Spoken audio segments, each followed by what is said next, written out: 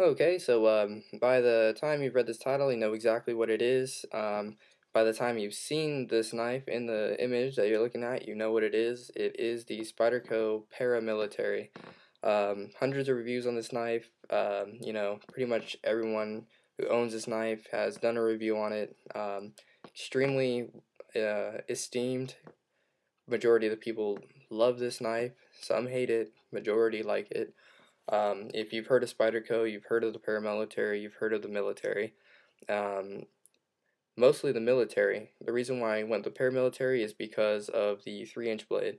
I prefer that over the 4-inch blade of the Spyderco military and the longer handle. And also that compression lock is appealing to me. So before I get into all the likes I like about it, I'm going to do some specs and whatnot. So the closed length of this knife is 4 3/4 inches. The overall length of this knife is at 7 7/8 inches. The blade length is 3 3/32 blade. That's including that little bit of a choil here. The actual cutting edge is a hair under 3 inches at 2 15/16 inches. The spider hole is extremely generous at 14 millimeters, so very easy to open, and according to Spyderco, also for if you're wearing gloves or whatever. So this is a very duty-oriented knife, work knife. Blade thickness is 5/32 of an inch, 5/32 of an inch, and the weight of the knife is 3.75 inches. So for what you're getting, really not too bad at all. Um, this knife is made in Golden, Colorado, as it says here.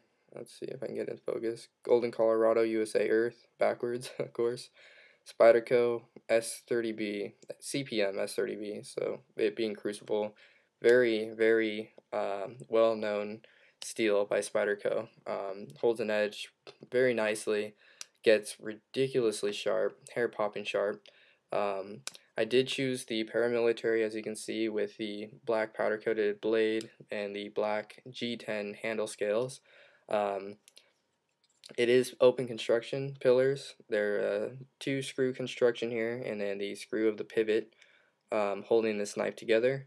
And you also have a very nice lanyard holder here at the end if you like lanyards on your knife. Um, Pocket clip is set for right side tip down carry only. So that's kind of a con. There's no option of tip adjustment on that. Still don't know why to this day why Sal hasn't put out a paramilitary where you can adjust the clip. I guess this is just how he likes it. That being said, this is made by Sal Glesser himself, CEO of Spyderco, and that his initials there that he uses on his knife designs. Um, Regardless, fits perfect in the pocket, and I am right-handed, so lucky me. um, this, like I said, has the compression lock. There's a very generous cutout here, so you can really get into there to pinch onto that compression lock, and that is to release the blade.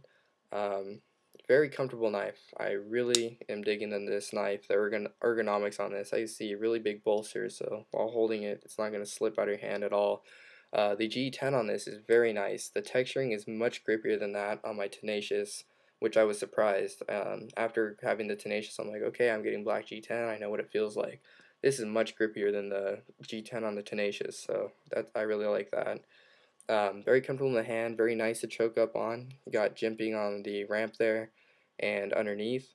So if you do want to choke up, feels fine. If you want to hold it back here, just like I said, it's rock solid. Some people with larger hands, my hands really aren't that big, so do complain about this here. If you've seen Blunt Truth for You, really good knife reviewer, tests all of his knives and whatnot. I guess his hands are larger, so this bolster here really bugged him enough to the point where he just sanded this down. So there's no more bolstering. But for me, fits like a glove. It's perfect. Wouldn't change a thing about it. If you haven't noticed already, and if you haven't watched 100 other paramilitary reviews, the blade is a full flat grind, so this thing is a slicer. Um, Tip gets very narrow and sharp, so this thing is not a knife you want to pry with because you will break that tip off very easily. So if it's very extremely light prying, like a staple maybe, sure, go for it. But anything else, you're gonna chip that tip off. But this thing is just, it's ridiculously sharp. Takes a great edge. Little swipes on the fine rods on my sharp maker that I got, you make it stupid sharp. So really digging that. When you get the knife, the blade pivot is extremely smooth. This is the smoothest opening knife I own. Like, this is ridiculously buttery smooth. I thought I knew what smooth was opening up the sages, which they are very smooth, I give it that. But this is just ridiculous. This is the smoothest knife I own as far as opening and closing. Um, Pivot is adjustable, so if you don't like this with the compression lock, being able to drop down, drop up, that's what's kind of cool about this knife. Using that compression lock, you can swing the blade down and up just by pressing on that reverse liner there, and the blade just pops down into the handle. Or if you want to throw it out, you can just pop it straight out. So that is a very fun feature to play with the knife, or just, opening and closing it. Some people don't like that, so, all you do, just give it a little bit of a turn on the pivot screw, and it will be very hard to pull out. What I have noticed, surprisingly, is that when it is loose like that, it acts almost as if this is really, it's a gravity knife. I can pop this blade out without touching that liner, just by going like that. So I can pop it out in a reverse grip, and I can also fling it out. If I can get it right, I can fling it out frontwards as well. A little bit of a technique to do it. So, where I live, gravity knives are illegal. It took me a while to figure out how to flick it out. I was just kind of messing around. I was like, whoa, I flicked the blade out without, flicking it open in any way. So I was kind of like uneasy about that. And I'm like, that's kind of odd that I can just flip the blade out, just by going like that. Shouldn't be able to do that. But that is because of that buttery smooth pivoting, though, and just the angle and whiplash that I'm giving it to flick it out. But if you do want to get rid of that, like I said, I already tested it. You just tighten the pivot screw a little bit, and that'll prevent you from being able to flick the knife out in such a fashion. But like I said, that's not something you would normally do. I was just messing around. That's just something interesting that I found that I could do with this. Like I said, cons of the knife, maybe overly sized handles for some people. They're too big for the amount of blade you're getting. The actual, what am I trying to think here? Because of that compression lock, when it closes, you got a bit of that tang sticking out there. Some people are kind of pet peeved because they like their knife to sit as close into the handle as possible, but here the tang is fully exposed. It is rounded off, though, as you can see there. So they did a really good job with that, notifying that. So it's very smooth, doesn't hurt at all to touch or pull out of your pants, doesn't do any kind of damage. Another thing is the pocket clip, because it can't be reversed anywhere on the knife. Lefties may not like it, or for those who like tip-up carry, it's not an option. And also it sits high out of the pocket. When it's sitting, you got that much hanging out.